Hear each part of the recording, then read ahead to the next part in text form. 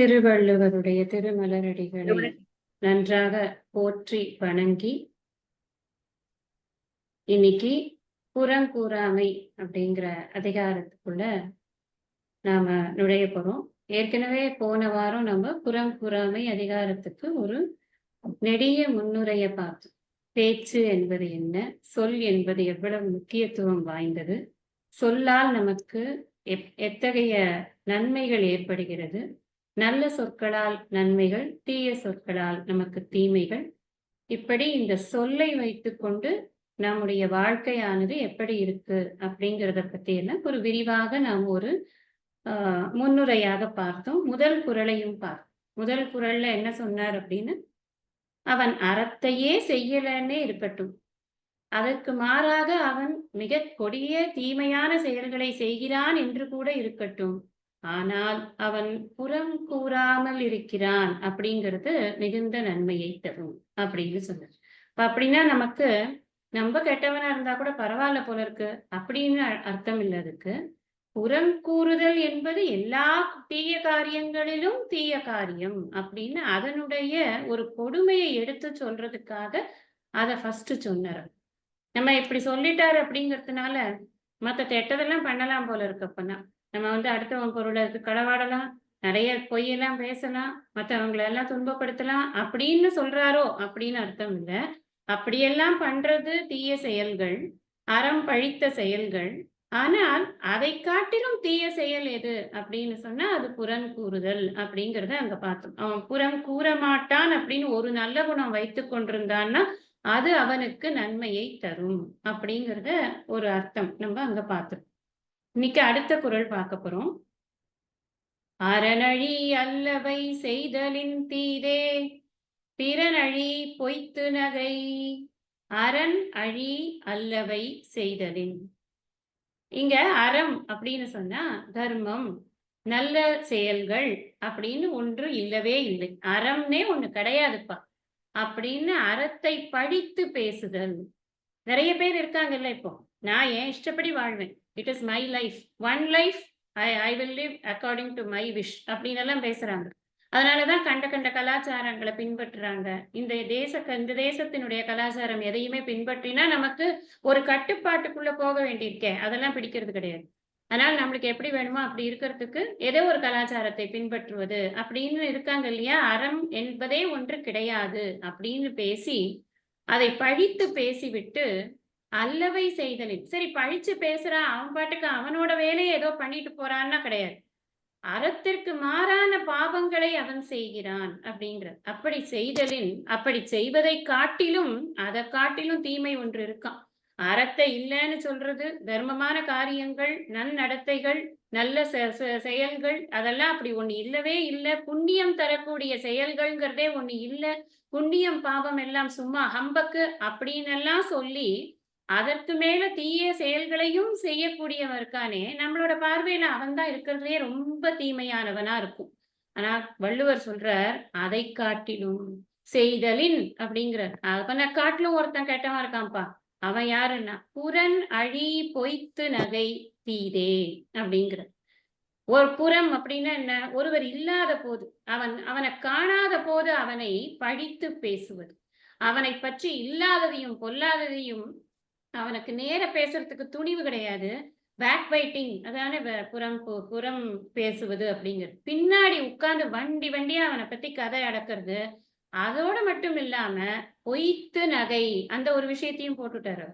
நேர பாக்கறச்சே உன்னை போல ஒருத்தன் உண்டா, உன்ன மாதிரி ஒரு நல்லவன் கிடையவே கிடையாது, உன்னை பத்தி தான் நான் எல்லா இடத்துலயும் பேசிக்கிட்டு இருக்கேன்ப்பா, உன்ன மாதிரி ஒருத்தர் இந்த உலகத்துல இனிமே பிறக்கணும், உன்னோட குணங்களே அப்படி அப்படின்னு அவன்கிட்ட அவனை சந்தோஷப்படுத்துற மாதிரி சிரிச்சு சிரிச்சு பொய்யா பேசுறது இருக்கே, இது எல்லாத்த விட பெரிய தீமையை தரும். இதுக்கு நீ அறம் இல்லைன்னு சொல்லி அறத்தை நீ பழிச்சா கூட பரவாயில்ல, அது ஒரு பிரச்சனை கிடையாது. ஆனா அடுத்தவனை அவன் இல்லாத போது பேசுவது, அது மட்டும் இல்லாம ரெண்டு காரியம் பண்றான். ஒண்ணு புறம் பேசுறான், இன்னொன்னு நேர பார்த்தா பொய்யா பேசுறான். இந்த ரெண்டு தப்பு பண்றான் இல்லையா. அப்ப என்ன ஆகுதுன்னா டபுள் நெகட்டிவ் சேர்ந்து இவனுக்கு நிறைய பிரச்சனையை உண்டு பண்றது. அதுதான் தீது, இருக்கிறதுலயே தீது எது அப்படின்னா அதுதான். ஏன்னா நகை அப்படிங்கிறார். நகைனா என்ன, நகைனா இனிமையா பேசுறது அவன்கிட்ட. அவன்கிட்ட வந்து அவன்கிட்ட அவனை எதிர்க்க பார்க்கும்போது, "உன்ன போல ஒரு ஆள் உண்டா?" அப்படின்னு பேசினா அவனுக்கு எப்படி இருக்கும் முகம்? சிரிச்சுட்டே இருப்பான்.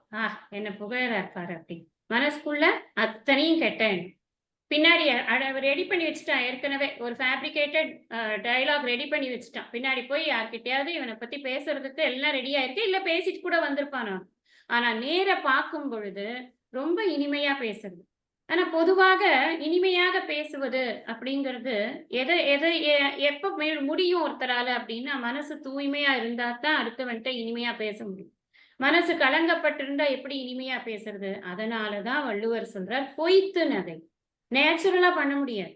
நான் வந்து இயல்பா என்னால ஒருத்தர்கிட்ட இனிமையா பேசணும்னா, நான் இனிமையா நெனச்சிருக்கணும்.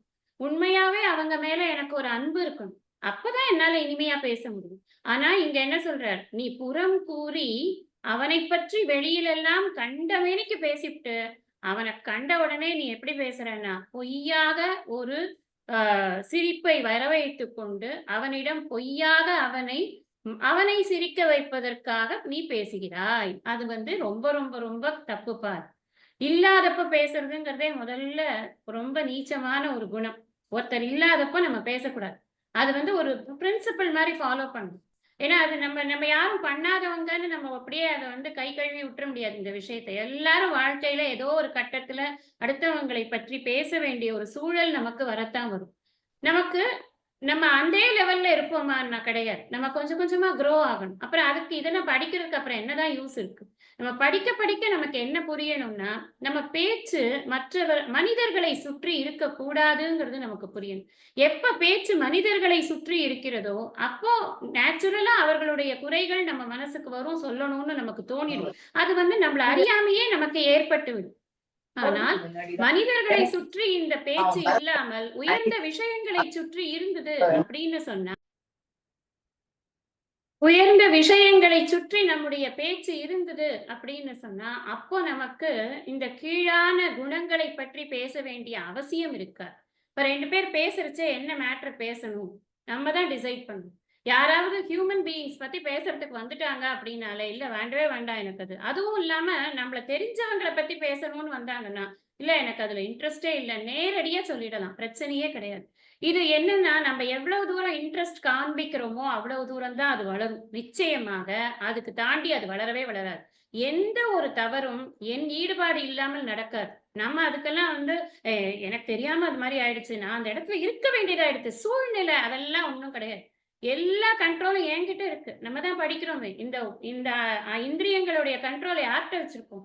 நான் தான் வச்சிருக்கேன். என் மனசுகிட்ட தான் வச்சிருக்கேன். நான் அந்த மனச ஆள முடியலன்னா மத்தவன் பேசும்போது அத நான் தடுக்க முடியலன்னா, அப்புறம் நம்மளோட பர்ப்பஸ் என்ன? இந்த மனித பிறவி எடுத்து என்ன பர்ப்பஸ் இருக்கு?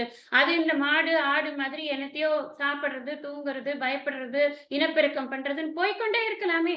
எதற்காக இந்த மனித பிறவியை கொடுத்தார்னா, இந்த பிறவியில் கீழான குணங்களை நாம் நோக்கி போகக்கூடாது அப்படிங்கிறது தான் நம்மளுக்கு முக்கியம். அதனால தான் வள்ளுவர் நான் முன்னாடியே சொன்னேன்.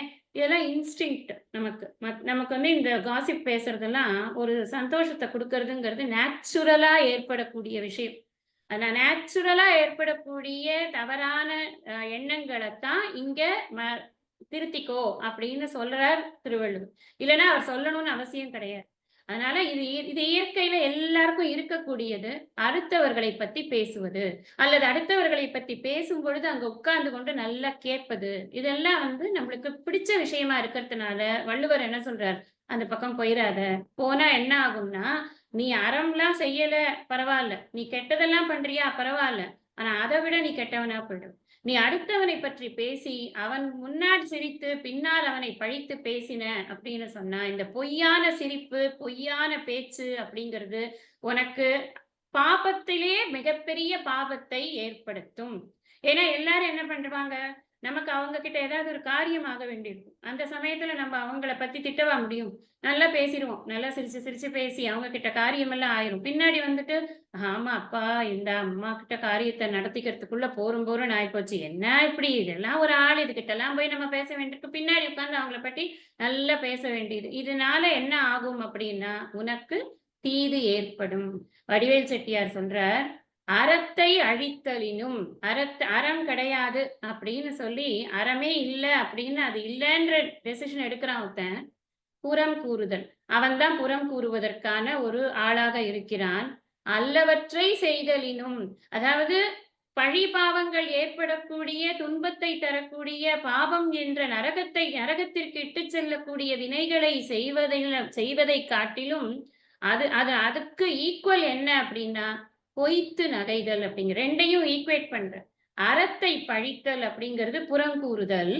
நீ வந்து அல்லவற்றை செய்தல் இருக்கே அதுதான் பொய்த்து நகைத்தல் அப்படின்னு அது 2யும் நம்மளுக்கு ஈக்குவேட் பண்ணி காமிக்குது. இப்ப நம்ம அறம் அப்படிங்கிற ஒரு சிந்தனை மனசுல இல்லைனாதான் என்ன 2 தப்பு பண்றான்ல, அதனால அதை வந்து இங்க பிரிச்சு காமிக்கிற. எதுக்கு எது ஈக்குவேட் பண்ணணும் அப்படின்னு பிரிச்சு காமிக்கிற. அவன் புறம் கூறுவதுங்கிற ஒரு தப்பு பண்றான். அப்புறம் அவன்கிட்டயே வந்து அவன் பொய்யான ஒரு சிரிப்பை வைத்துக்கொண்டு அவனிடம் வேற பேசுறான். 2 தப்பு பண்றான் இல்லையா? இந்த புறம் கூறுதல் எதனால பண்றான்னா, அவனுக்கு அறத்தின் மீது எந்த ஒரு நம்பிக்கையும் இல்லை. அறம் கிடையாதுங்கிறான்ல, அவன் தான் இந்த புறம் கூறுவதை செய்கிறான். அதே சமயத்தில் அவன் அதோடு சேர்த்து கெட்ட காரியங்கள் பண்றானே, அதனால அதுல ஒண்ணுதான் இந்த பொய்த்து நகைத்தல் அப்படிங்கிறது. அப்போ இந்த புறம் கூறுதல், பொய்த்து நகைத்தல் அப்படிங்கிற 2 தப்பு அவன் பண்ணும் பொழுது, அவன் மற்ற தப்பெல்லாம் காட்டிலும் இது பெரிய தப்பா அவனுக்கு வந்து முடியறது. கூடா நட்புல சொல்லுவார், முகத்தின் இனிய நகா அகத்தின்னா வஞ்சரை அஞ்சப்படும் அப்படின்னு. யாருக்கு அஞ்சுவது அப்படின்னா, நேர பார்த்து என்கிட்ட சொல்லிட்டா கூட பரவாயில்ல, என்கிட்ட பார்க்கும்போது நல்லா சிரிச்சு பேசிட்டு இருக்கான், பின்னாடி என்னை பத்தி எத்தனையோ விஷயத்த சொல்லி நிறைய எனக்கு கெடுதலை உண்டு பண்றான், அவனை பார்த்தா தான் நான் வந்து பயப்படணும். அதுதான் கூடா நட்பம். நமக்கு நட்பு நட்பு நட்பாராய்தல் தீ நட்பு இப்படி நிறைய நட்புக்கே ஏகப்பட்ட அதிகாரம் எழுதியிருக்காரா இல்லையா? இந்த மாதிரி நட்பை நாம் ஆராய்ந்து தேர்ந்து கொள்ள வேண்டும். நாடகம் பண்ணக்கூடாது. நட்புல வந்து நாடகம் இருக்கக்கூடாது. ஏன்னா நடிக்க நடிக்க அதையே பழக்கமா போயிடும். நம்ம மேடையில நடிக்கிறவங்க கிட்ட நீங்க போய் அது வந்து ஒரு குவாலிட்டி மாதிரி ஆயிடும். ரொம்ப நாள் ஒரே கேரக்டர் பண்ணிட்டு இருக்காங்கன்னு வச்சுக்கோங்களேன், நிஜ வாழ்க்கையிலேயே கூட அவங்களுக்கு அதே கேரக்டர் வந்துரும் நம்ம பேசும்போதெல்லாம். நீங்க யோசிச்சு பார்த்தா அது தெரியும். ஒரு டான்ஸரை பார்த்தீங்கன்னா எப்ப பாரு கை ஆட்டிக்கிட்டே பேசுவாங்க. இதெல்லாம் வந்து அவங்க ரொம்ப நாள் பழகினாங்கன்னா அப்படியே ஆயிரும் அது. அந்த மாதிரி இவன் ரொம்ப நாளைக்கு இதே மாதிரி பண்ணிக்கொண்டே இருந்தான்னா அது அவனுடைய இயல்பாயிடும். அந்த இயல்பு அவனுக்கு நல்லது செய்யுமா தீமையை செய்யுமா? தீமையை தான் செய்யும். இங்க பரிமேலழகர் ஒரு சின்ன ஒரு டிஃபரன்ஸ அதாவது டிஃபரன்ஸ வந்து அவர் சுட்டி காட்டுறார். என்ன அப்படின்னா, இந்த அழித்தல் அப்படிங்கிறது எதை அழித்தல் அப்படின்னா, ஒளியை அழித்தல் அப்படிங்கிறது. இந்த ஒளி அப்படின்னா என்னது அப்படின்னா, ஒருத்தர் இல்லாத போது அவனை பத்தி பேசுறோம்னா, அவனுக்கு ஏதாவது ஒரு நல்ல பெயர் இருக்கும். அதுதான் ஒளி. அந்த நல்ல பெயரை நாம கெடுக்கிறோம். அந்த ஒளி அப்படிங்கிறது என்னன்னா, இந்த வாழுற காலத்துல அவனுக்கு ஏற்பட்டிருக்கக்கூடிய நல்ல பெயர். உதாரணத்துக்கு சொல்லணும்னா, ஒருத்தன் வந்து ஒரு பெரிய கொடை வள்ளலா இருக்கான்னு வச்சுக்கோங்களேன். உதாரணம் சொன்னா பரிமேலழகர் சொல்றது புரியும். ஏன்னா இல்லன்னா புரியறது கஷ்டம். ஒருத்தன் வந்து கொடை வள்ளலா இருக்கும். ஒருத்தன் என்ன பண்ணுவான், அவன் மேல ஒரே வயித்தெரிச்சல் அவனுக்கு. பொறாமை ஜாஸ்தி. அதனால அவன பத்தி, "அவன் என்னப்பா, அவன் எங்கேயோ கொள்ளையடிச்சத வச்சு இங்க வந்து வள்ளல் தன்மை பண்ணிட்டு உட்கார்ந்துருக்கான். அதெல்லாம் வந்து உழைச்சு சம்பாதிச்ச காசா என்ன? அப்படிலாம் ஒண்ணும் கிடையவே கிடையாது." அப்படின்னு நெறைய பேர்கிட்ட அவன் சொல்லிட்டு இருப்பான். அட்லீஸ்ட் இவன் சொல்றதுல 10 பேர்ட்ட சொன்னானா 5 பேருக்காவது, "ஓ! அப்படியாக்கும் இவன்" அப்படின்ற எண்ணம் வருமா வரலையா? இது வந்து என்னன்னா, இந்த வாழும் காலத்தில் அவன் மீது ஏற்படக்கூடிய அந்த வெளிச்சம் இருக்கு இல்லையா? அவன் நல்லா பண்றான் அப்படிங்கிற ஒளி இருக்கு இல்லையா? அந்த ஒளியை மங்கச் செய்வது அப்படிங்கிறாரு. இந்த அழித்தல் அப்படிங்கிறது. இந்த ஒருத்தனுக்கு வந்து நல்ல காரியம் செஞ்சான் அப்படின்னு சொன்னா, ஒளியும் இருக்குமாம், புகழும் இருக்குமாம். ஒளிக்கும் புகழுக்கும் என்ன தெரியுமா வித்தியாசம்?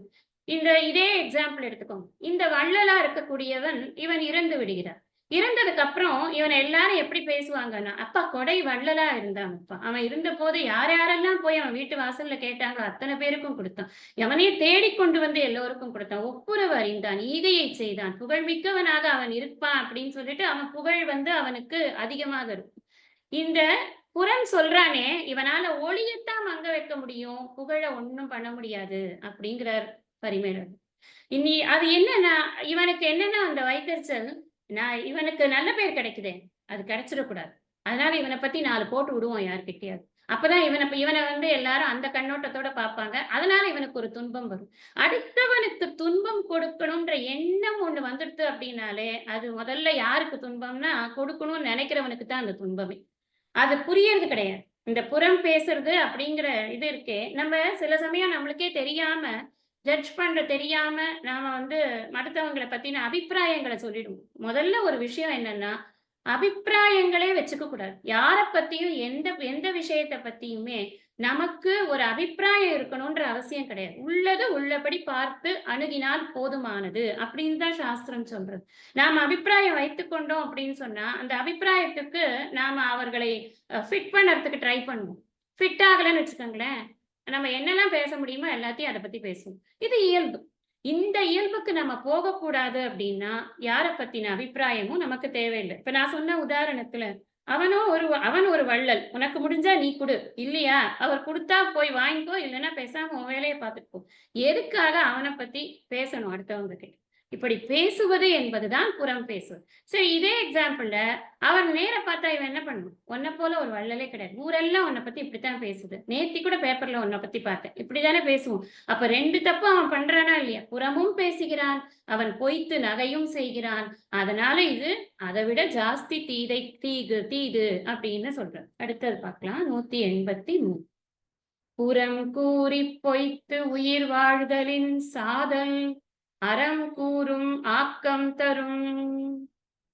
திருவள்ளுவருக்கு இந்த சாதல் பற்றி சொல்றது வந்து ஒரு ஒரு எக்ஸ்ட்ரீம் இதுவா வச்சுருக்கார். எப்படின்னா, ஒரு ஒரு நல்ல குணத்தை உன்னால பழக்கிக்க முடியாது, அல்லது நீ தீய குணத்தோடு தான் இருப்பாய் என்று சொன்னால், அதற்கு நீ இல்லாமல் இருப்பது எவ்வளவோ மேல் அப்படின்னு சொல்லக்கூடிய ஒரு தன்மையாக இருக்கு. ஏன்னா, அந்த நல்ல குணம் என்பது அவ்வளவு முக்கியம் அப்படிங்கிறதுனால தான். அந்த முக்கியத்துவத்தை உணர்த்துவதற்காகத்தான் இந்த சாதல் அப்படிங்கிற விஷயத்தை முன்னாடி நம்ம பிறன் மனை பிறன் மனை விழையாமை அதுல பார்த்தோமே, அதுல வந்து நம்ம விழிந்தாரின் வேரல்ல மன்றர் தெளிந்தாரில் தீமை புரிந்தொழுகுவார். அந்த இடத்துல விழிந்தாரில் அப்படிங்கிறது என்ன? விழிந்தாரில்னா இறந்து போனவன் அப்படின்னு அர்த்தம். அங்கேயும் அதுதான் சொல்றாரு. நீ இந்த மாதிரி இருக்கிறதுக்கு நீ இறந்து போறதே பெட்டர் அப்படின்னு. இங்கேயும் அதே தான் சொல்ற. புறம் கூறி பொய்த்து உயிர் வாழ்தலின். மற்றவரை பத்தி புரணி பேசி, அவனை காணாத போது அவனை பத்தி பேசி, அதுலயும் இகழ்ந்து பேசி, அதுதான் ரொம்ப முக்கியம். நல்லது பேசினா கூட போயிட்டு போன்னு விட்டுடலாம். இகழ்ந்து பேசி, அவனை கண்டபோது பொய்த்து உயிர் வாழ்தலின். பொய்யாக அவனை புகழ்ந்து பேசி, போன குறளோட கண்டினியூஷன். அவனை பத்தி பின்னாடி பேசுறது. அது மட்டும் இல்லாம அவனை பத்தி அவனை நேர்ல பாக்கறச்சே பயங்கரமா புகழ்ந்து அவனை விட்டா ஆள் இல்லைன்னு பேசுறது. இப்படி ஒரு பொழப்பு பொழைக்கிறத விட வாழ்தலின் அப்படின்னா இப்படி வாழ்வதை காட்டிலும் சாதல் உயிரை விடுவது அறம் கூறும் ஆக்கம் தரும். அறம் கூறும்னா இங்க அறநூல்கள் கூறுகின்ற அப்படின்னு அறநூல்கள் உபதேசிக்கக்கூடிய ஆக்கம் புண்ணியத்தின் ஆக்கம் அப்படின்னு சொல்லக்கூடிய இன்பத்தை தரும். ஏன் அப்படி சொல்றார் திருவள்ளுவர்? அப்ப ஒருத்தன் வந்து புறம் பேசினா அவன் செத்து போயிடணுமா? அதுதான் திருவள்ளுவருடைய ஒரு முடிவா? புறம் பேசுவது என்பது அவனுக்கு வந்து சாவுதான் அவனுக்கு தண்டனையா அப்படின்னா, அவர் அது இல்ல அவருடைய எண்ணம். அவருக்கு எண்ணம் என்ன அப்படின்னு சொன்னா, இவன் இத்தகைய ஒரு மோசமான கொடுமையான ஒரு செயலை செய்து பாபத்தை சம்பாதித்துக் கொண்டு அந்த நமக்கே தெரியும் பாபத்தின் ஒரு எஃபெக்ட் வந்து இந்த ஜென்மால மட்டும் முடியாது, அடுத்த ஜென்மாக்கும் அது தொடரும். அப்ப இங்க துன்பம் அனுபவிப்பதோடு சேர்த்து அடுத்த ஜென்மத்திலும் நீ துன்பத்தை அனுபவிப்பாய். மேற்கொண்டு இதற்கு இடைப்பட்டு நீ நரகத்திலும் உழல்வாய். ஏன்னா தீயுழி உய்த்து விடும் அப்படின்னு வேற சொல்லியிருக்காரு. அப்போ ஒரு தீய காரியத்தை செய்தோம் அப்படின்னு சொன்னா, நீ இந்த ஜென்மத்துல மாத்திரம் நீ கஷ்டப்பட மாட்ட. இனி வரக்கூடிய அத்தனை ஜென்மங்களிலும் உனக்கு கஷ்டம் தான் வரும். அப்படிங்கிற போது எதுக்காக அந்த காரியத்தை செய்வானே, அதுக்கு நீ அதை செய்யாம இறந்துபடுவது எத்தனையோ மேல் அப்படிங்கிற. இறந்துபட்டா என்ன கிடைக்கும்? இந்த உயிர் போயிடுமே அவ்வளவுதானே, என்ன கிடைக்கும் அப்படின்னு சொன்னா, அவன் இந்த காரியத்தை செய்யாமல் இறந்தான் அப்படின்னு சொன்னா, இதுவரைக்கும் செஞ்சதுக்கான புண்ணியமாவது அவனுக்கு தப்பிக்கும் அப்பா. அதுவாவது அவனுக்கு அடுத்த பிறவிக்கு ஒரு ஒரு வழியாக போகும். அதை விட்டுட்டு அவன் இங்க உட்கார்ந்து கொண்டு இதே புரணி பேசுறதையே வேலையா பண்ணி கொண்டிருந்தான்னா அவனுக்கு இந்த ஜென்மத்திலும் இங்கேயும் கஷ்டம் வரும். அடுத்து அவனுக்கு நரகம் தான் வரும் அப்படின்னு ஒரு அழகான கோட் ஒன்று இருக்கு. Fire and swords are slow engines of destruction compare to a tongue of gossip அப்படின்னு. அதாவது நெருப்பு வந்து எவ்வளவு அழிக்கிறதோ இல்ல வாளால ஒருத்தனை எவ்வளவு தூரம் வந்து காயப்படுத்த முடியுமோ இதெல்லாத்தையும் விட அதிகமாக ஒருத்தனை காயப்படுத்துறது எது அப்படின்னு சொன்னா ஒரு புறம் கூறுபவனுடைய நாக்கு. அப்ப நீங்க யோசிச்சு பாருங்க, அந்த பாவத்துக்கு என்ன தண்டனையை கொடுக்க முடியும்? எவ்வளவு பெரிய பாவத்தை அவன் செய்கிறான். அந்த பாவத்தை செய்யாமல் இருப்பதற்கு நீ பேசாம உசிரியாவது விடு. உடனே தப்பிச்சிருவப்பா. நீ இருந்து இந்த பாவம் செய்யறதுல இருந்து நீ தப்பிச்சிருவ. அப்போ அந்த அளவுக்கு அந்த பாவத்தினுடைய ஒரு தீவிரத்தன்மையை சொல்வதற்காக, நீ இனிமேல் இந்த உலகத்தில் இருந்து யாதொரு பிரயோஜனமும் இல்லை என்பதை சொல்வதற்காக. அது மட்டுமல்ல, இப்போ ஒரு 10 பேர் சேர்ந்து பேசிக்கிட்டு இருக்கோம்னு வச்சுக்கோங்க. அந்த 10 பேர்ல ஏதோ ஒரு காரணத்தினால அங்கு இல்லாத ஒருத்தருடைய விஷயங்களை பேசும்படியான ஒரு சூழ்நிலை வந்து பேசியிருந்தால், அதை எடுத்துக்கொண்டு போய் அந்த 10ல ஒருத்தன் அந்த அந்த வராத ஒரு ஆளுகிட்ட போய் அத சொல்றான்னு வச்சுக்கோங்களேன். அப்புறம் இந்த 10 பேரு இந்த ஆள அதுக்கப்புறம் சேர்த்துக்குவாங்களா? சேர்க்க மாட்டாங்க. அவன் இருப்பதற்கு இல்லாமல் இருப்பது சமம் அப்படின்னு ஆயிடும். சாவது அப்படின்னா, அவன் இல்லாமல் இருப்பதற்கு சமமாயிடும். அவன் எதுக்கு உசுரோட இருந்து என்ன பிரயோஜனம்? யாரும் எதுக்கும் சேர்த்துக்க மாட்டாங்க. எந்த ஒரு குரூப்லயும் அவனால ஃபிட் ஆக முடியாது. எங்க போனாலும் அவனுக்கு இந்த கெட்ட பேர் வரும்.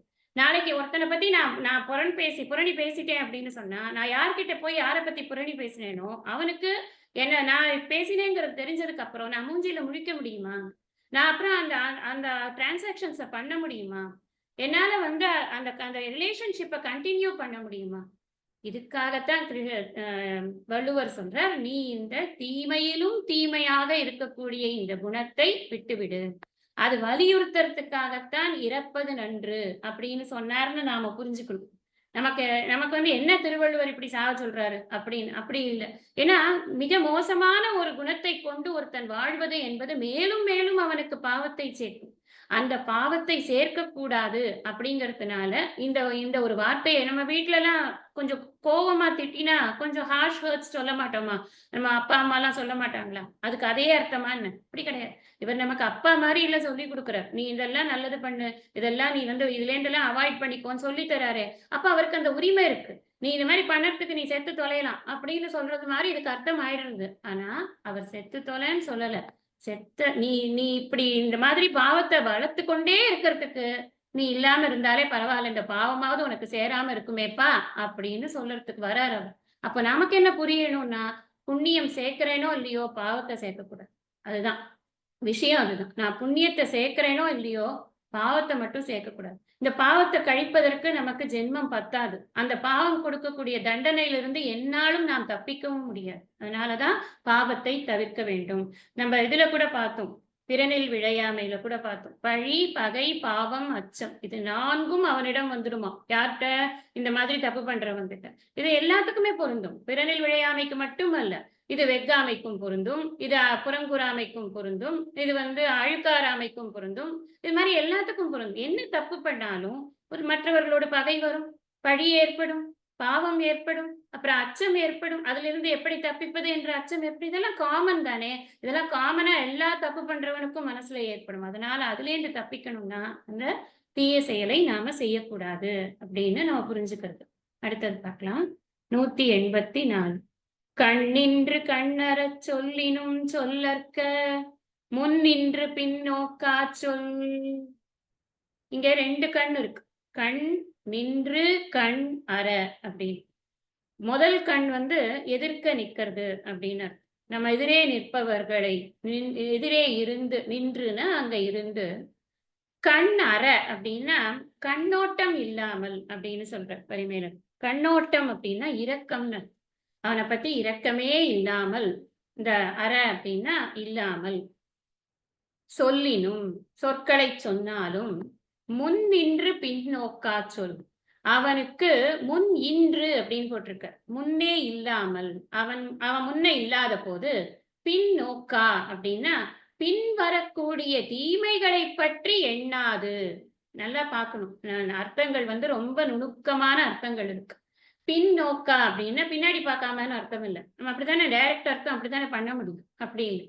பின்னால் ஏற்படக்கூடிய தீமைகளை நோக்கா அப்படின்னா, அதை கருதாமல், நோக்குதல்னா கருதுதல். அதைப் பற்றி ஆழ்ந்து எண்ணி பார்க்கணும்.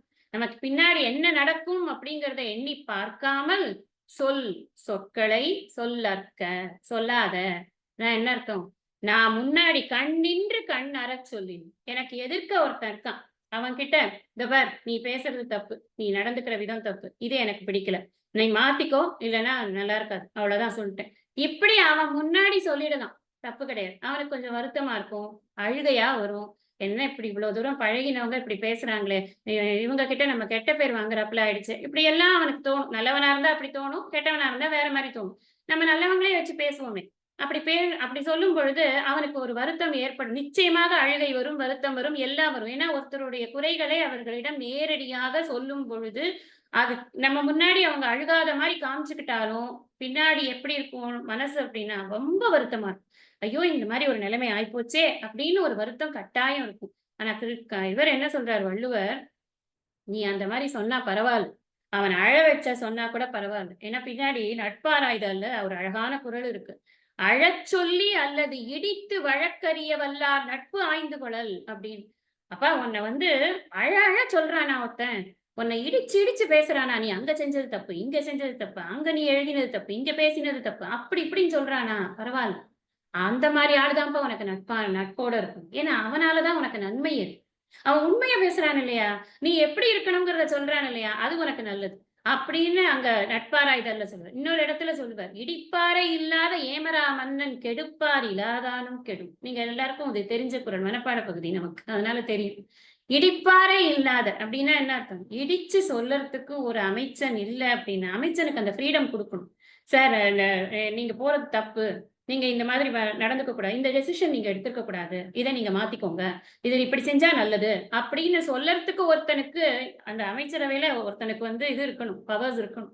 அப்படி இல்லன்னா, ஏமரா மன்னன். அது யாருமே இல்ல, கேட்பாரே இல்லாத ஒரு மன்னன் என்ன பண்ணுவான்? கெடுப்பார் இலாதானும் கெடும். யாரும் வந்து அவன கெடுக்க வேண்டாம். ஒரு பகை நாட்டிலேருந்து வந்து அவன வந்து அழிக்க வேண்டாம். அவனே சொந்தமா அழிச்சுக்கும்.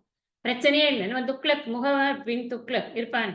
அதான் அவனே இந்த கேபிட்டல மாத்துறேன்னு மாத்துவான். இங்க போவான், அங்க போவான். தானே தன்னுடைய ராஜ்யத்தை வந்து வீணாக்கிக் கொள்வது அப்படிங்கிறது புத்தி இல்லாத அந்த அரசனுடைய தன்மை. அதாவது அமைச்சனுக்கு நீ வந்து அந்த இத குடுக்கணும் அப்படிங்கிறதுக்காக சொல்றேன். இது எல்லாத்துலயும் பொருந்தும். இப்ப நமக்கு தான் எல்லோரும் இந்நாட்டு மன்னராச்சு. அதனால நமக்கே பொருந்தும். எல்லோருக்கும் இது பொருந்தும். நம்மள ஒருத்தர் வந்து இடிச்சு சொல்றாங்க அப்படின்னு சொன்னா, அவங்களுக்கு நம்ம உண்மையிலேயே நம்ம நன்றி தான் சொல்லணும். எனக்கு நல்ல வேளை என்னோட குறைகள நேரா நீ சொன்னியே எனக்கு ரொம்ப தேங்க்ஸ். நல்லது. அதே போல நம்ம கிட்ட யாராவது பேசும்போதும், அவங்க நம்ம யார்ட்டயாவது பேசும்போதும், இப்ப வந்து நம்மள்ட்ட யாராவது நம்ம குறைய சொன்னா சந்தோஷப்படணும். மத்தவங்க கிட்டயும் நம்ம பேசும்போது என்ன பண்ணணும்? அவங்க குறைய நேருக்கு நேர் சொல்லணும். அத விட்டுட்டு, அவங்க கிட்ட அதெல்லாம் பரவால்ல. அதனால என்ன? எல்லாருக்கும் நடக்கிறது தானே. ஊன்னு எல்லாம் பேசிப்புட்டு, பின்னாடி, ஆமா என்னத்த போங்க. வேஸ்ட். ஒண்ணும் தெரியாது. சும்மா தண்டம். அப்படி இப்படின்னு போய் மத்தவங்க கிட்ட பேசுறது. எதுக்கு இது? இந்த வேலைய எதுக்கு பண்ணணும்? இதனால யாருக்காவது லாபம் இருக்கா? முதல்ல யார நம்ம குறைய கண்டுபிடிக்கிறோமோ, அந்த குறைய அவங்க கிட்ட சொன்னா, அதனுடைய பர்ப்பஸ் வந்து அவங்களுக்கு அது நன்மையை தரும். திருத்திக் கொள்வதற்கு ஒரு வாய்ப்பாக ஏற்படும். பின்னாடி பேசுறதுனால ஏதாவது இருக்கா? இங்க என்ன சொல்றாரு? பின்னோக்கா அப்டின்னா, நீ அது என்ன ஆகும் உனக்கு? முன்னாடி குறள்ல போய் பார்க்கணும். முன்னாடி குறள்ல என்னது? உனக்கு நீ இந்த இந்த மாதிரி ஒரு கெட்டது பண்றது வந்து மிக மிக தீது அப்படின்னு எதுல சொன்னார்? "அறனழி அல்லவை செய்தலின் தீதே புறனழி பொய்த்துன." அங்க தீதேன்னு சொன்னார். மிகப்பெரிய பாபமாகும் அப்படின்னு. அப்போ நீ அந்த பின்னோக்காங்கிறது என்ன? மிகப்பெரிய பாபச் செயலை நான் செய்கிறேன் என்ற அறிவே இல்லாமல், நான் என்ன பண்றேன்? அவங்க முன்னாடி வந்து எதுவுமே சொல்லாம பின்னாடி போயிட்டு அவங்கள பத்தி பேசிட்டு இருக்கேனே, அத பண்ணாத. நேரையே சொல்லுப்பா. You have all liberty. அதுக்கு தானே பழகுற. மனிதர்களோடு பழகுவது என்பது எதற்காக? நாம ஒண்ணு நம்ம அபிப்பிராயங்கள் இல்லாம இருக்கணும். ஃபர்ஸ்ட்டு பெஸ்ட் திங் என்னன்னா, அபிப்பிராயமே இல்லாம இருக்கும். ஏதாவது ஒண்ணு கேட்டாங்கன்னா கூட, கேட்கிற வரைக்கும் நான் இது பண்றது கரெக்ட்டான்னு அவங்களா வந்து நம்மகிட்ட கேட்கிற வரைக்கும், நாமளா முந்திரி கொட்டை மாரி நீங்க இப்படிலாம் இருக்கக்கூடாது அப்படின்னு நாம போய் அவங்களுக்கு அட்வைஸ் பண்ற வேலைய முதல்ல நிறுத்தணும். அது ஃபர்ஸ்ட்டு நல்லது. அப்படி சப்போஸ் நமக்கு அப்படி சொல்லி தான் ஆகணும்னு நமக்கு தோணுது அப்படின்னா, நேரா சொல்லணும். பின்னாடி உட்கார்ந்து பேசக்கூடாது. இதுதான். முக்கியமான விஷயம். ஃபர்ஸ்ட் சொல்றதே அவாய்ட் பண்றது ரொம்ப ரொம்ப உத்தமம். மௌனம் சர்வார்த்த சாதகம். தேவையே கிடையாது. அடுத்தவங்களுடைய குணங்களையும், தோஷங்களையும் பற்றி சிந்திப்பதுங்கிறது தேவையே கிடையாது. முடிஞ்சா பகவானுடைய நற்குணங்களை சிந்திக்கணும். இல்லையா, மனிதர்களை பற்றி சிந்திப்பதை நிறுத்திவிட்டு மௌனமாக இருப்பது நல்லது. தன்னோட குணங்களை சிந்திக்கலாம். பின்னாடி கடைசியில சொல்லுவார், "ஏதிலார் குற்றம் போல் தன் குற்றம் காண்கிற்பின் தீதுண்டோ மன்னும் உயிர்க்கு." உன்னோட குற்றத்தை முதல்ல பார்த்து எல்லாம் சரி பண்ணு. அப்புறம் மத்ததெல்லாம் பார்க்கலாம். அதனால இதுல என்ன நமக்கு தெரியறது அப்படின்னா, முன்னாடி நின்னு பேசிடணும். ஆன் ஃபேஸ் எதா இருந்தாலும் ஆன் ஃபேஸ் சொல்லிடணும். பின்னாடி பேசுறது அப்படிங்கிறது, அவன் பின்னாடி ஏற்படக்கூடிய விளைவுகளை அறியாமல் நாம் புறம் பேசக்கூடாது அப்படின்னு. அடுத்தது பார்க்கலாம். 185. அறம் சொல்லும் நெஞ்சத்தான் அண்மை புறம் சொல்லும் புன்மையால் காணப்படும். அறம் சொல்லும் நெஞ்சத்தான். அறத்தை பற்றி, அறம் அப்படிங்கிறது இந்த இடத்துல நல்ல காரியங்கள், நற்செயல்கள், வேல்யூஸ் இத பத்தி எல்லாம் பேசுறாங்க. சொல்லும் அது நல்லது எப்படின்னு சொல்லக்கூடிய நெஞ்சத்தான் அவன் அந்த அந்த மனம் உடையவன் மாதிரி அவன் தோன்றுகிறான். அண்மை, அண்மைனா அறமே இல்லாத ஒரு தன்மை. அவனுக்கு அறமே இல்லாத ஒரு தன்மை. அது எப்ப தெரியும் அப்படின்னா, புறம் சொல்லும் புன்மையால் காணப்படும். நேர பார்க்கறச்சே அவன் அவன் அவன் ஒரு ஒரு பெரிய மோட்டிவேஷனல் ஸ்பீக்கர்ன்னு வச்சுக்கோங்களேன். பயங்கரமா பேசுவான். அவனோ அவளோ இதுக்கு ஜெண்டர் பயாஸ்லாம் ஒண்ணும் கிடையாது. யாரோ ஒருத்தர் எக்ஸ் ஆர் ஒய். அப்படியே பேசுறச்சே என்ன சம்பரமா பேசுறதுன்னு சொல்லுவோம் இல்லையா? நல்லா எல்லாம் அது அங்க இது சொல்லியிருக்கு, இங்க இத சொல்லியிருக்கு, அப்படி இருக்கணும், இப்படி இருக்கணும், எல்லாம் நீட்டா பிக்சரைஸ் பண்ணி அழகா பேசுறது. ஆனா உண்மையிலேயே அந்த அறம் என்பது அவர்களுக்குள்ள இருக்கா அப்படின்னு நீ எப்படி தெரிஞ்சுக்கிறது? ஏன்னா ஒருத்தர் பேசுறத மட்டும் வச்சு நம்மளால இந்த காலத்துல ஜட்ஜ் பண்ண முடியலையே. நம்ம இப்ப ஒருத்தர் நல்லா பேசுறாங்க அப்படிங்கிறதுனால அவங்க நல்லவங்களா இருக்கணும்னு அர்த்தமா? மேடை பேச்சாளர்கள் அத்தனை பேரும் நல்லவர்கள் தானா? நம்ம பார்க்குறோம்ல. நமக்கு நமக்கு இப்ப ரெடி ஹேண்ட் இன்ஃபர்மேஷன்ஸ் அதுலேருந்தே கிடைக்கும். ஒருத்தர் என்னென்னமோ பேசுறாங்க. அடுத்த நாள் அவங்க அரெஸ்ட் ஆறாங்க.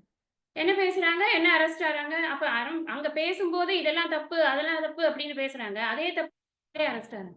அப்ப எது உண்மை? அவங்க உண்மையிலேயே அறம் பேசினாங்களே, அவங்க நெஞ்சத்துல அறம் இருந்ததா? அப்படின்னா, இங்க என்ன சொல்றாருன்னா, ஒருத்தனுக்கு நெஞ்சத்துல அறம் இருக்கா? அத வச்சு தான் அவன் பேசுறானா? அப்படின்னு நீ எப்படி தெரியுமா தெரிஞ்சுக்கலாம்? டெஸ்ட் பண்றதுக்கு. அவனுக்கு உண்மையிலேயே அறத்தோடு இருப்பவனான் எப்படி நீ டெஸ்ட் பண்ணணும்னா, அவன் புறம் சொல்லும் புன்மையால் காணப்படும். அவன் அந்த மத்தவங்க கிட்ட பேசுற ஒரு விதம் இருக்கு பாத்தியா? அடுத்தவர்களை பற்றி கோள் சொல்லி பேசக்கூடிய அந்த விதம் இருக்கே, அந்த புன்மையான ஒரு குணம், புல்லிய குணம். புன்மை அப்படின்னா மிக கீழ்மையான. அவன் புறம் பேசக்கூடிய ஒரு கீழ்மையான குணம் இருந்ததுன்னு சொன்னா, அவன் வெளியில பேசுறது பூரா பொய்யின்னு புரிஞ்சுக்கோ. நீ அத நெனச்சு அவன ஃபாலோ பண்ணிடாத எங்கேயாவது. ஏன்னா, இப்ப என்ன பண்றோம்? நம்ப ஒரு ஒரு ஒரு ஒரு டாக் ஒண்ணு Instagramலயோ இது குழந்தைகள் பண்ற பெரிய தப்பு. சின்ன பசங்கள்லாம் என்ன பண்றதுன்னா, இவர் நல்லா பேசுறாரு, இவரு நல்ல விஷயம்லாம் சொல்றாரு, அப்படி இப்படின்னு அவங்க பின்னாடி போறது. உண்மையிலேயே அவர்களுக்கு அந்த குவாலிட்டி இருந்து தான் பேசுறாங்களா? பேசுறதுங்கிறது ஒரு கலை. அதுல மாஸ்டர் பண்ணி எத வேணாலும் பேசிறலாம். உண்மையிலேயே சத்தியம் வருதா வெளியில? அத தெரிஞ்சுக்கிற ஒரு பக்குவம் சின்ன பசங்களுக்கு இருக்காது.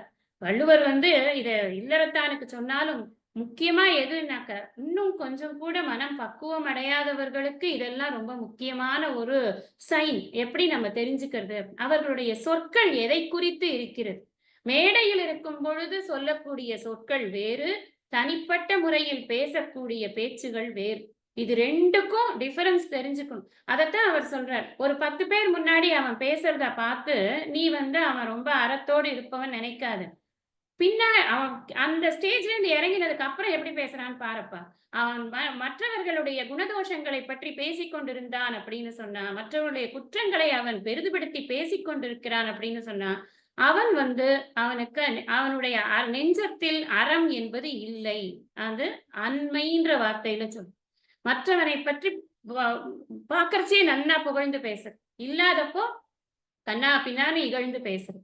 ஏன்னா ஒரு இது சொல்லுவாங்க. என்னன்னா, எப்படி நெருப்பு காற்று காற்றோட துணையோட பரவுறதோ, அந்த மாதிரி இன்னொருத்தர பத்தி சொல்லக்கூடிய வார்த்தைகள் இருக்குல்ல, அது அங்கங்க போய் போய் போய் கடைசியில என்ன ஆகும்னா, யார பத்தி சொன்னானோ அவன் காதுக்கு வந்துரும். வந்தா அவனுக்கு மனசு எப்படி இருக்கும்? என்னப்பா நம்மள்ட்ட இப்படி பேசுறாரு. அவர் எவ்வளோ பெரிய மனுஷர் நெனச்சு நம்மளோட விஷயமெல்லாம் அவர்ட்ட சொன்னோம். கடைசியில அவரு என்னடான்னா நம்மள பத்தி இப்படிலாம் பேசியிருக்காரு அப்படின்னு தெரிஞ்சிருமா தெரியாதா? அசிங்கம் இல்லையா? இவ்வளவு பெரிய ஒரு ஒரு ஒரு ஸ்டேட்டஸ் ஒண்ணு வந்துடுது அப்படின்னாக்கா. அதெல்லாம் தான் சொல்றாரு. நீ அவன் என்ன மாதிரி இருக்கான் வெளியிலங்கிறத பார்க்காத. அதுக்கப்புறம் அவன் மற்றவர்களை பத்தி பேசக்கூடிய சூழ்நிலை வரும்பொழுது எப்படி பேசுகிறான் என்பதை பார். ஒரு புறம் கூறுபவன் அப்படின்னு இருந்ததுன்னா, அவன் அவன் ஒருத்தனால அந்த ஊரே கெட்டு போயிடும். ஏன்னா, யார பத்தியும் எத வேணாலும் அவன் பேசிடுவான். கொஞ்சம் கூட அந்த வாக்கியத்திற்கு ஒரு இது இருக்காது. ஒரு அடக்கம்ங்கிறது இருக்காது. "யா காவாராயினும் நா காக்க, சோகாப்பர் சொல்லிழுக்குப்பட்டு" அப்படின்னு சொன்னார். அடக்கம் வேணும். நாக்குக்கு ஒரு அடக்கம் வேணும். எனக்கு தான் பேசத் தெரியும் அப்படின்னு எத வேணாலும் பேசிறக் கூடாது இல்லையா? அதனால தான் நீ அறம் இருக்கா இல்லையான்னு எப்படி தெரிஞ்சுக்கிறது? அவனுடைய மற்ற நடவடிக்கைகளை பார். அவன் மற்றவர்களை பற்றி பேசுதல்ங்கிறதுனால இங்க புறம் பேசுதல பத்தி எடுத்துக்கிறது. நீ வந்து நீ மத்தவங்க கிட்ட பேசும்பொழுது அறத்தை பேசுகிறாய் அல்லவா? நீ தனிப்பட்ட முறையில் அறத்தோடு பேசுகிறாயா? அதுதான். அறத்தை பேசுபவன் அறத்தோடு பேசுகிறானா? அதுதான் இங்க பார்க்க வேண்டும். அவன் அவன் தனிப்பட்ட முறையிலும் அறத்தோடு பேசினால் தான் அவன் அறத்தை பேசுபவனாக ஆவான். இல்லன்னா அவன் அறத்தை பேசுபவன் ஆக மாட்டான். இன்னொரு வேதைமை அதிகாரத்துல வள்ளுவர் சொல்லுவார். ஓதி உணர்ந்தும் பிறர் குறைத்தும் தான் அடங்கா பேதையில் பேதையில் பேதையின் பேதையர் இல் அப்படிம்பார். அப்படின்னா என்ன அர்த்தம்னா, ஒருத்தன் வந்து நல்லா படிச்சிருக்கான். அவனுக்கு நல்லா தெரியும். எல்லா விஷயமும் தெரியும். தர்ம சாஸ்திரம் தெரியும், நீதி சாஸ்திரம் தெரியும். வே இந்த எல்லா அறநூல்கள்ல இருக்கிற எல்லா விஷயங்களும் தெரியும். ஔவையார் எழுதினது, பாரதியார் எழுதினது எல்லாத்தையும் கோட் பண்ணுவான், அத பண்ணுவான், இத பண்ணுவான் எல்லாம் இருக்கும். அவன் நல்லா உணர்ந்து உணர்ந்து படிச்சிருக்கான் எல்லாம். மற்றவங்களுக்கும் எடுத்து சொல்லுவான். உங்களுக்கு தெரியுமா இதுல எப்படி இருக்கு? உங்களுக்கு தெரியுமா இதுல எப்படி இருக்கு? ஆனா, தனக்குள்ள ஒரு அடக்கம் இருக்காது. தான் அடங்கல. இந்த தான் அப்படிங்கிறது என்ன? அந்த அகங்காரமானது அடங்கல். இந்த அகங்காரம் தான் என்ன பண்றது தெரியுமா? அடுத்தவன பத்தி பேசுறதுக்கு முன்னாடி அவன வச்சு கம்பேர் பண்ணி பாக்குறது. ஓ! இவன் இப்படியா? இவன் அப்படியா? அப்படின்னு. நான் ஒரு எக்ஸ்பெக்டேஷன் வச்சிருக்கேன் இல்லையா? என்னோட லெவலுக்கு அவன் ரீச் ஆகலன்னா அவன பத்தி நான் புரணி பேசுவேன். ஏன்னா இந்த புரணிங்கிறதே என்ன? இல்லாதத பேசுறது தான் புரணி. உண்மைய பேச மாட்டானே அவன் தான். அப்போ இந்த ஓதி உணர்ந்து பிறர் குறைத்தும் தானடங்கா பேதையின் பேதையர் இல் அப்படிங்கிறது பேதைமை அதிகாரத்துல சொல்றார். அப்ப அவன் அறிவின்மையை கொண்டிருக்கிறான். அறிவற்றவன் அவன். அப்படி. அப்ப இங்க என்ன சொல்றார்? அவன் பெருசா அறத்த பேசுறான்னா, நம்ம என்ன நினைச்சுட்டு இருப்போம்? பயங்கர அறிவாளிப்பா. எல்லாமே தெரியும் போல இருக்கு இவருக்கு. பெரிய ஆளு அப்படின்னு. ஆக்சுவலா யார் அவன்? பயங்கரமான பேதை. அவனுக்கு தெரியவே தெரியாது. அவன் பண்ற தப்பு என்னன்னு கூட தெரியாம அவன் ஒரு தப்ப பண்ணி கொண்டிருக்கிறான். அவன் இப்ப வெளியில பண்றது ஒண்ணு, ஆக்சுவலா அவன் பண்றது ஒண்ணு. சாரதா தேவி அன்னையார் இருக்காங்களே, அவங்களோட ஒரு ஃபேமஸ் கோட் இருக்கு. "உனக்கு மன நிம்மதி வேண்டும் அப்படின்னா, நீ பிறரை பற்றி பேசாத. எல்லோரும் உன்னை சேர்ந்தவர்கள் தான். இந்த உலகமே உன்னை சேர்ந்தது தான். எல்லோரையும் நேசிப்பாயாக." இப்படித்தான் அன்னையார் சொல்லியிருக்காங்க. ஏன்னா, அன்னையாரோட வாழ்க்கையிலேயே ஒரு இன்சிடென்ட் இருக்கு.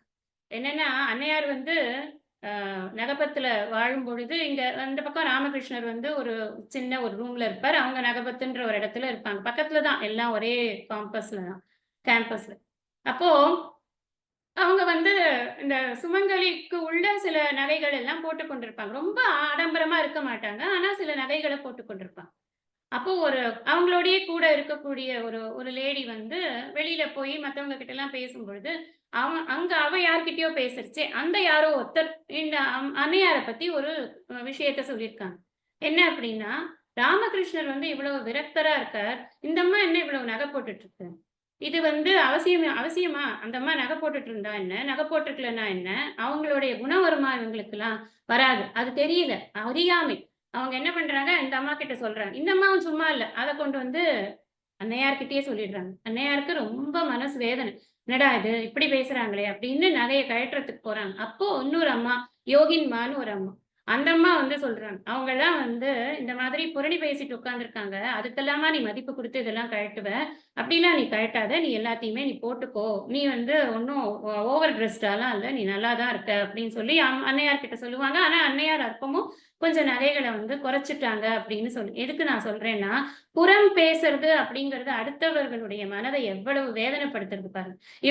ஒருத்தர பத்தி இன்னொருத்தர் வந்து எப்படி ஜட்ஜ் பண்ண முடியும்? எதுக்காக ஜட்ஜ் பண்ணணும்? அறிவு இருக்கிறவன் ஜட்ஜ் பண்ண மாட்டான். அதனால தான் பேதைமை அதிகாரத்திலேருந்து அத நான் வந்து யோசிச்சு பார்த்தேன் அந்த குறள. ஏன்னா அறிவு இருக்கிறவன் பண்ண மாட்டான் இல்லையா? அறிவு இருக்கிறவன் மற்றவர்களுடைய வளர்ச்சியையோ அல்லது வளர்ச்சியின்மையையோ பற்றி சிந்திக்கவே மாட்டான். உண்மையிலேயே அறிவு முழுமையாக இருந்தது அப்படின்னு சொன்னா பேச்சு வராது. நம்ம நல்லா படிக்கிறோம், நிறைய படிக்கிறோம் அப்படின்னு சொன்னா, மனம் சிந்தனையில் ஈடுபட்டு கொண்டிருக்கும். பேச்சுக்கே இடம் இல்லை. மௌனம் தான் இருக்கும்.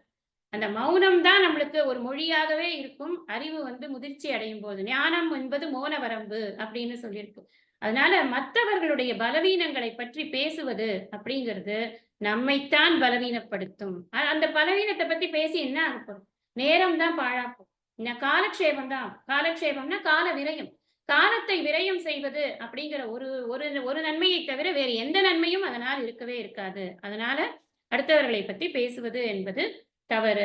அதை யார் பண்ணக்கூடாது? அறம் பேசக்கூடியவன். அவன் பண்ணினான்னா அவன் நெஞ்சத்துல அறமே இல்லைன்னு அர்த்தம் அப்படின்னு புரிஞ்சுக்கணும். 186 பா. பிறன் பழி கூறுவான் தன் பழி உள்ளும் திறன் தெரிந்து கூறப்படும். இப்போ ஒருத்தன் அடுத்தவனை பத்தி பேசிட்டே இருக்கான். தொடர்ந்து நான் உனக்கு அவனை பத்தி தெரியுமா, இவனை பத்தி தெரியுமான்னு. உலகம் அதை கேட்டுக்கிட்டே இருக்குன்னே வச்சுக்கோங்களேன். அப்போ ஒரு நாள் யாராவது நினைக்க மாட்டாங்களா? இவன் இந்த மாதிரி கோல் சொல்றானே, இவனுடைய கோல் சொல்லும் புத்தியை பத்தி இன்னொருத்தன் பேச மாட்டானா? அதைத்தான் சொல்றாரு. எல்லாரும் சும்மாவே கேட்டுக்கிட்டேவாப்பா இருப்பாங்க. நீ பாட்டுக்கு உன் நோக்கப்படி பேசிக்கிட்டு உட்காந்துருப்பியா நீ அப்படிங்கிறாரு. பிறன் பழி கூறுவான் தன் அப்படின்னு அந்த இடத்துல தன்னை சேர்த்துக்கணும். ஏன்னா பிறன் பழி அப்படின்னா பிறருடைய குறைகளை கூறுவான் தன் அப்படின்னா சொல்லக்கூடியவன் உடைய, அந்த உடையதான் அந்த தன். அவனுடைய பழி உள்ளும் திறன், அடுத்தவனுடைய பழிகளை அதாவது குறைகளை பார்க்கக்கூடிய ஒரு திறன் இருக்கே, ஒரு திறமை இருக்கே, திறமைன்னு சொல்றாரு. அது ஒரு செயல் தானே. அந்த செயல் இருக்கே அதை பற்றி ஆராய்ந்து கூறப்படும். அதை நன்றாக ஆராய்ந்து மற்றவர்கள் இவனை பற்றி பேசுவார்கள் அப்படிங்கறது அங்க கருத்து. நாம பாட்டுக்கு வாழ்க்கை ஃபுல்லா அடுத்தவனை ஜட்ஜ் பண்ணிட்டு அடுத்தவனை கமெண்ட் பண்ணிட்டு, இது பேர் தானே கமெண்ட் பண்றது. எப்ப பார்த்தாலும் I have a comment on everybody. எனக்கு எல்லார பத்தின கமெண்ட்டும் இருக்கு வாழ்க்கையில். எனக்கு அது என்னுடைய ரைட்டுன்னு நான் நினைக்கிறேன். நான் எந்த விஷயமா இருந்தாலும் நான் ஒரு ஸ்கேல் வச்சிருக்கேன். அந்த ஸ்கேலுக்கு அவங்க ஃபிட் ஆகலைன்னா நான் அவங்கள பத்தி கமெண்ட் பண்ணிப்பேன். நான் யாரு ஸ்கேல் வைக்க ஃபர்ஸ்ட்? நான் ஸ்கேல் வைக்கிறதுக்கு எனக்கு என்ன யார் ரைட்டு கொடுத்தா? நான் என்னுடைய வேலைகளை பார்ப்பதற்கே எனக்கு நேரம் இல்லாத போது நான் அடுத்தவனுடைய குணங்களை பற்றியோ குற்றங்களை பற்றியோ ஆராய்வது என்பது எதற்கு? நான் என்னுடைய குற்றங்களை ஆராய்ந்து அதை திருத்திக் கொள்வதற்கே எனக்கு இந்த ஜென்மா பத்த மாட்டேங்குது. அதுக்கு நான் வேலை செஞ்சாலாவது எனக்கு பிரயோஜனம் உண்டு. அதை விட்டுட்டு இன்னொருத்தன் அவன் அத்தை பண்ணா இத்தை பண்ணா அவன் நொட்ட நொல்லன்னு சொல்லிட்டு உட்கார்ந்து இருக்கிறதுனால நான் ஏதாவது முன்னேறுவேனா வாழ்க்கையில? நிச்சயமா ஒரு இன்ச்சு கூட நான் முன்னேற போறது கிடையாது. அப்போ இந்த மாதிரி சொல்றேன். நான் பாட்டுக்கு வாயில வந்ததை சொல்றேன். யாரையாவது கூப்பிட்டு வச்சு இந்த முன்னாடி எல்லாம் பாத்தீங்கன்னா திண்ணையில உட்காந்து வம்பு பேசுவாங்க.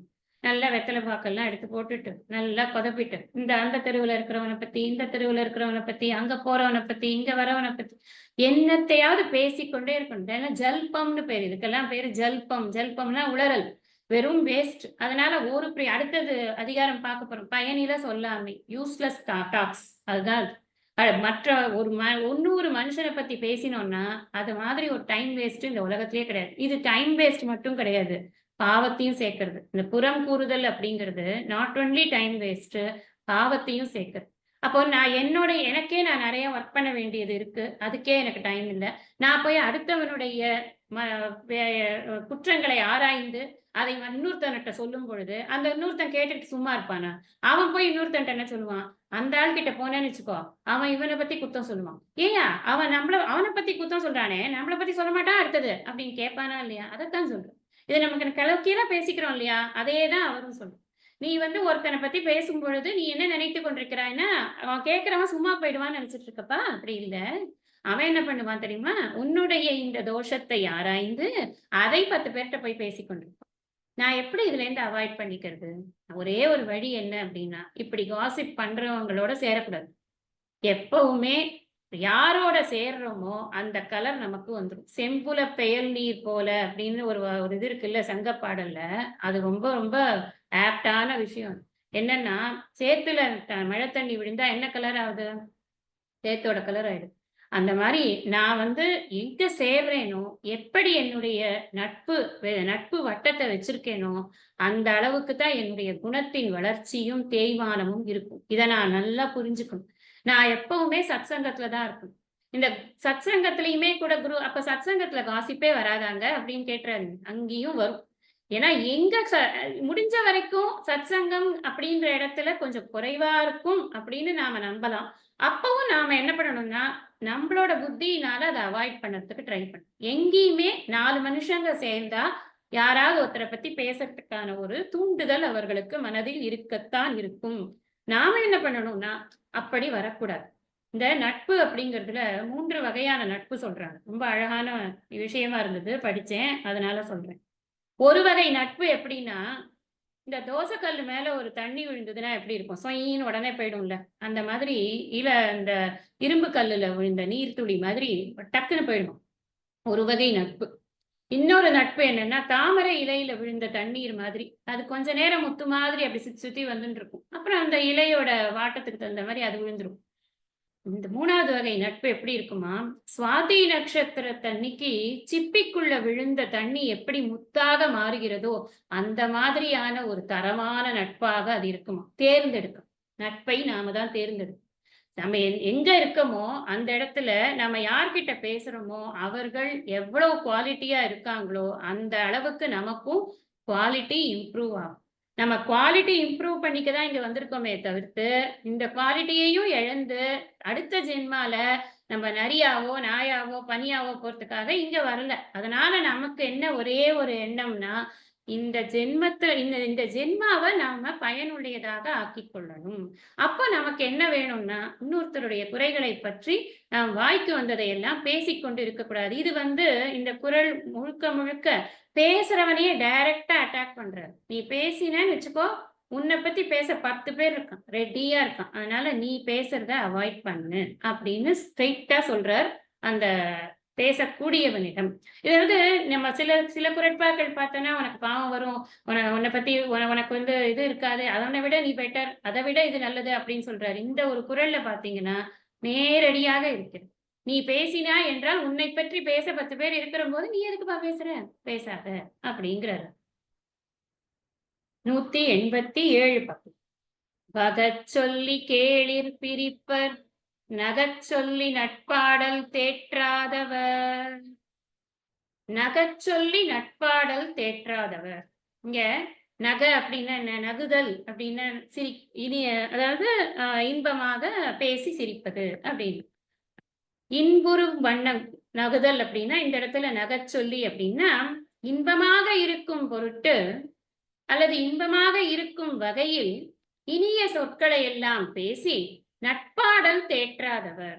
நட்பாடல்னா நிறைய ஃப்ரெண்ட்ஷிப்பை சேர்த்துக்க, அனைவருடனும் கூடி நட்பாக இணைந்து இருக்கக்கூடிய ஒரு தேற்றாதவர்னா, அதை பற்றி சிந்தித்து நமக்கு நன்மை பயக்கும் அப்படின்ற ஒரு எண்ணத்தை கொண்டு அதை உணர்வது.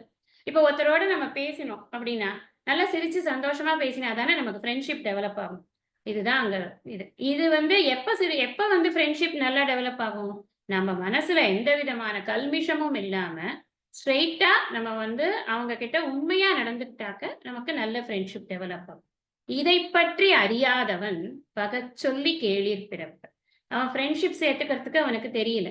உறவை வளர்ப்பதற்கோ, உறவை மெயின்டெயின் பண்ணுவதற்கோ அவனுக்கு தெரியல. அப்படிப்பட்டவன் என்ன பண்றான்னா, பகச்சொல்லின்னா மத்தவன பிரிக்கணுங்கிறதுக்காகவே ஒரு புறம் பேசுறது. புறம்ங்கிறதே இல்லாதத சொல்றதுதான். இழிவாக அடுத்தவர்களை காணாத போது சொல்வதுதான் புறம் பேசுவதே. அது என்ன நோக்கத்தோட பேசுறாங்கன்னா, 2 பேர் சேர்ந்திருக்காங்கன்னா, கேளிர் அப்படின்னா உறவு, நட்பு எல்லாம் கேளிர். கேளிர் அந்த அவங்கள பிரிக்கணுங்கிற ஒரு இன்டென்ஷனலா பண்றாங்க பாத்தீங்களா? அவங்க ஏன் பண்றாங்கன்னா, அவங்களுக்கு ரிலேஷன்ஷிப்ஸ பத்தின ஒரு அருமை தெரியல அப்படிங்கிறார். இது எதுக்காக பண்ணுவாங்க அப்படின்னா, ரிலேஷன்ஷிப் பத்தின அருமை தெரியலப்பா அவனுக்கு. அவனுக்கு நல்ல நல்ல நட்புகள் இருந்ததுன்னா, அவனுக்கு என்ன பலம்னு அவனுக்கு தெரியல.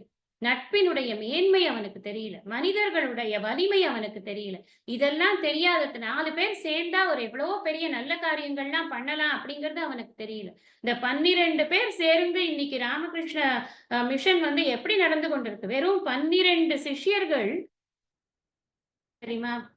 அடுத்த வேளை சாப்பாடு கிடையாது. ராமகிருஷ்ணரில் தன்னுடைய பூத உடலை நீத்தபோது, உண்மையிலேயே யாருக்குமே சாப்பாடு கிடையாது. எல்லாரும் வெளியில போய் பிக்ஷை எடுத்துட்டு தான் வரணும்.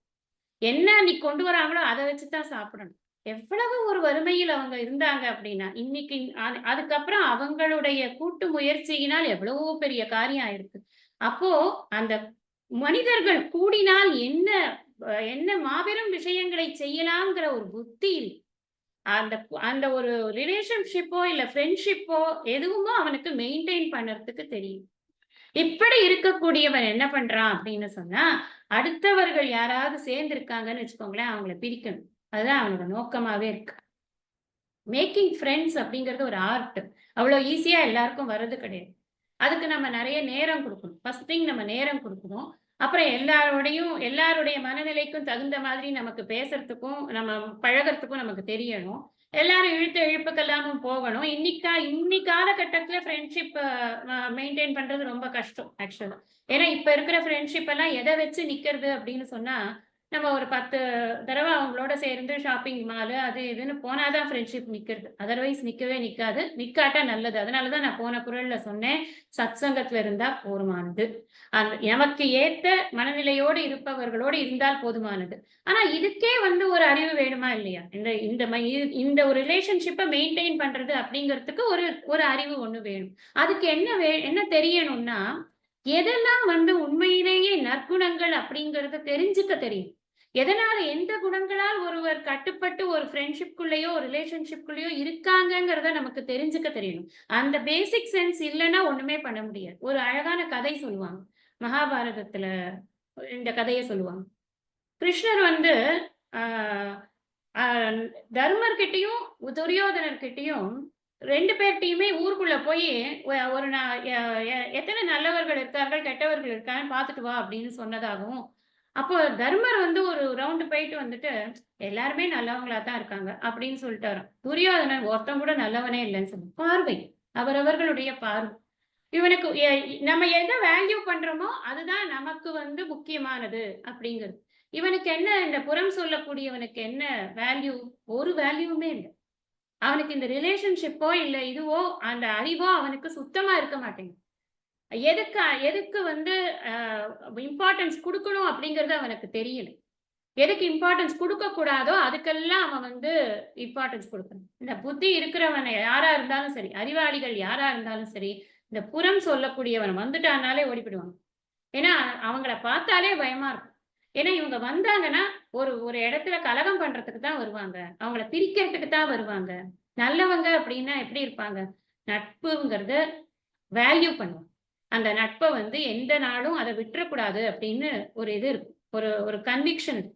கொஞ்சம் ஏறக்குறைய இருந்தாலும் அந்த ரிலேஷன்ஷிப்ப எப்படியாவது மெயின்டெயின் பண்ணணும் அப்படின்னு ஒரு எண்ணம் இருக்கும்.